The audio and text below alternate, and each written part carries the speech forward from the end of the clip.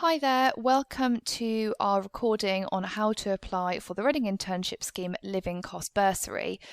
So hopefully you are reading this document because you are thinking of applying for the Living Cost Bursary as part of the Reading Internship Scheme, and you are wondering how this will be done and what you need to do in order to submit your application. We have put together this PDF document, which is essentially a step-by-step guide with screenshots of each individual screen you'll be faced with along your journey of applying for the Living Cost Bursary. But we thought we'd do a short screencast as well, which is what this video is, just to make sure that this is fully understood and is clear and that you're able to seamlessly progress with your application. So my name is Holly, I'm the Schemes Coordinator, and as you can see just here, if you have any questions about how to apply for the bursary, please do contact me directly as per my email address just there. So I'm going to go through step by step with you. So step one here is that you need to log in to your My Jobs Online account and click on the Pathways icon, which is just here. Once you have done this, you will get to step 2, which you'll be faced with this Pathways page here. If you click on Available, this tab just here, that will take you to all of the pathways that are available to you as a student. And if the Reading Internship Scheme Bursary tile is there like this, then brilliant, you can click on that and you can move forward. The reason we say click on the Available tab is because the Reading Internship Scheme Bursary is not available to all undergraduate students. So please do click on that Available tab first to see if you are eligible. Once you have done that, step 3 will be taking you to this screen here, which as you can see at the bottom shows that you've got 0% of your application completed and you are just at the beginning of your application. So hopefully you'll be faced with this Reading Internship Scheme Bursary page, which is the very beginning. And once you have reached that page, you will be able to scroll down and click on the eligibility icon, which is just here. So you can actively click on that icon there and it will take you through to the next stage that I will just scroll through, which is step 5. So step 5 takes you to the eligibility criteria menu, basically, where you need to indicate to us how you meet the eligibility criteria for the internship program and whether your internship is unpaid and whether it's part of your degree program or not. And by you selecting that information, that then gives me the information that I need to look if you're eligible for the program, and if you are, we can progress your application, and if not, then we can have a chat with you about what other avenues you might be able to undertake in order to get some support for an unpaid internship. There's a drop-down menu, as you can see on this screenshot here.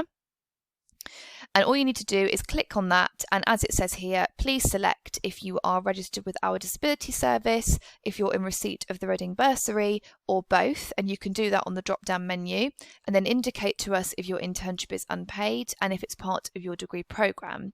And simply select Submit, this green button here, just after you've done that. And once you've completed that, what happens is your screen will turn to this on your bursary pathway. All this means is that you've completed what you need to complete on your eligibility criteria, and you've now submitted this and it is pending approval by myself. So what I will do is I will go in and this tile will become ticked if it's been completed.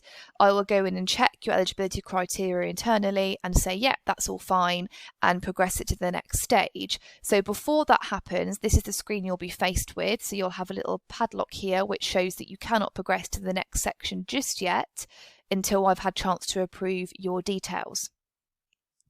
Once those details have been approved by myself, this will allow you to progress to the next section.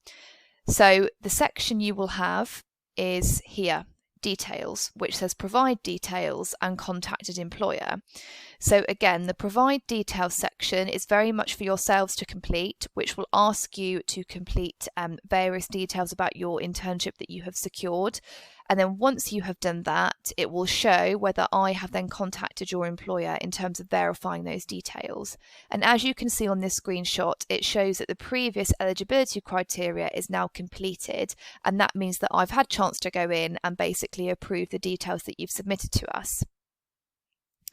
So once you click on the Provide Details tab, this is the information that you'll be faced with. It's quite a long screenshot, so I'll need to scroll down again in a second. But essentially, we have a small sort of privacy notice here that you need to read in order about the details that you're going to apply to us. And here you need to list your own details, so your preferred email address, contact details, year of course, organisation you'll be completing your unpaid internship with, your organisation's full address details, supervisor's name, email address and contact number.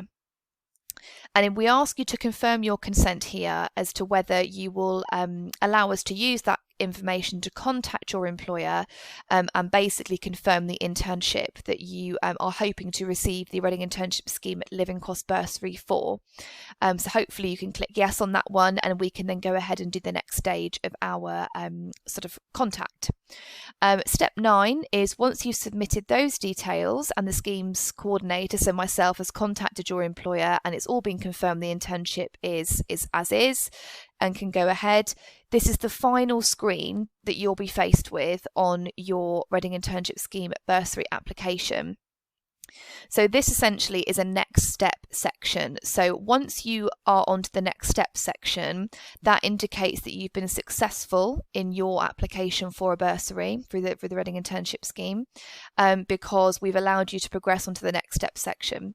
I will personally be in contact with you as well just before this stage to confirm the bursary that we're able to support you with and whether your employer has come back to us with the right details.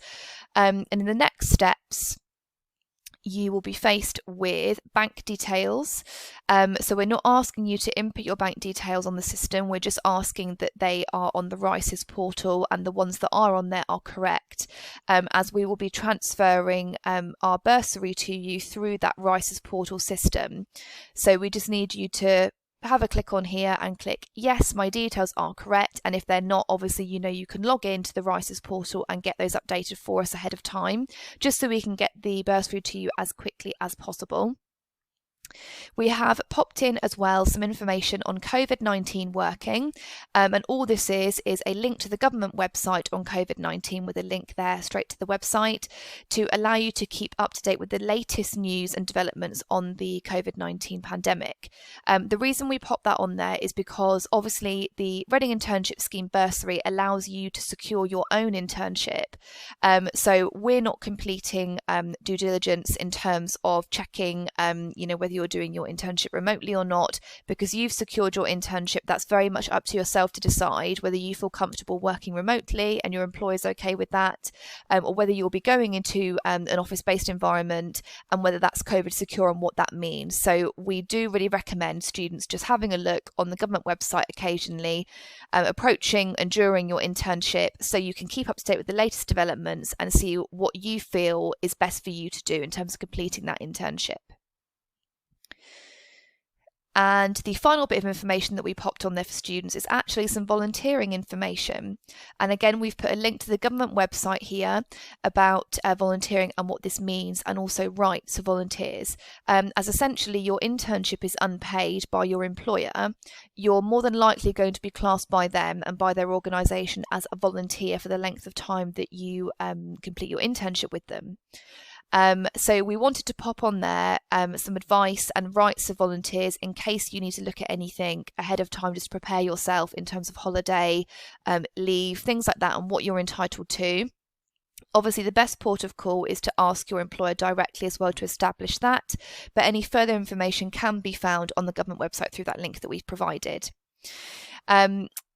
Lastly, you can very much keep up to date with what I'm doing in my progress with your application through this part of the pathway called Steps for Staff. So you'll be able to see if I have processed the 50% of your bursary, your first 50%, whether the employer has confirmed completion of your internship with us, and after that, whether I have then processed your final 50% of your bursary. If you're watching this and thinking, oh, I'm not sure why it's processed 50% at a time. I'd recommend having a look at our Reading Internship Scheme at Bursary web pages where that's all explained on there for you. Obviously, any questions that you have, please do contact me directly. But you can very much keep up to date with my progress on your applications through this here, and with this being ticked off as the others are to show where I have been in the process as well. I hope that's been helpful in going through virtually as well as through the step-by-step process how you apply for the Reading Internship Scheme Living Cost Bursary. As always, any questions, please contact me directly and hope to hear from you soon.